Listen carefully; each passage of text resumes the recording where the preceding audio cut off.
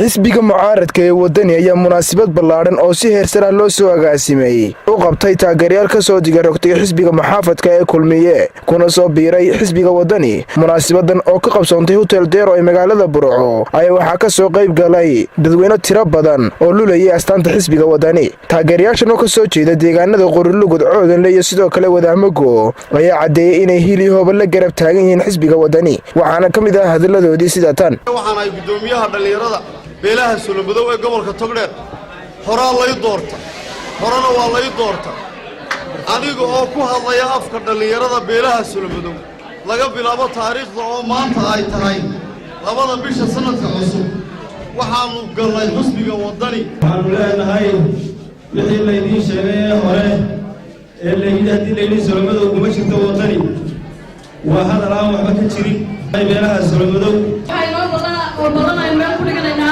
إن الله شقينا وطننا هاي نصينا مدحويننا عبد الرحمن هل يجا وين نتاجرنا وين نعطي نصينا ديننا إنه يوم ميزان لي أي نصيب ميزان وقبيري حسبك وطني.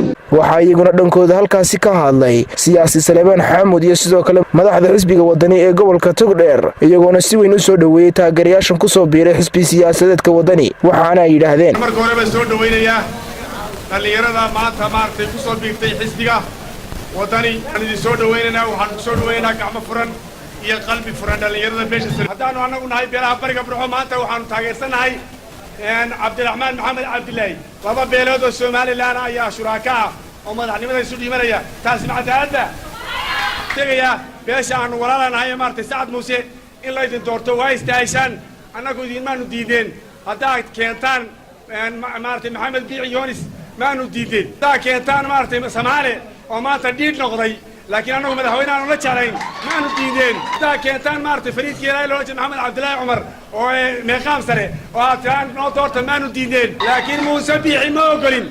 أنا واحد يعني مسؤول تبارك وعن بسود ويننا قلب القرآن.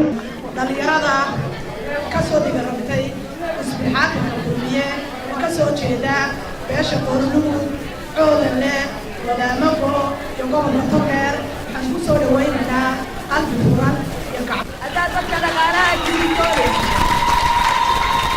هذا noloshii asana ma aha soo martay doonaysid هذا mudada soo ay wanaaggeed doonaysid musabiixiha kaga tagin dalka. waxaan leeyahay Muuse Kulmiye war barnaamij siyaasadeed oo ummaddu idinku doorato iyo wixii qaban lahaydeen baa la idinka fadhiyaa. hebel baa halkan maray iyo hebel baa halkan istaagay, maanta ummaddu idinkama sugay. waxaanu leenahay xukuumadda iyo xisbiga kulmiye haddii la joojin waayo wanjalaadaha dabadaha dee waxaan waa Cabdisalaan Axmed Cawad Cabdi Jermani Bulsha TV magaalada Burco.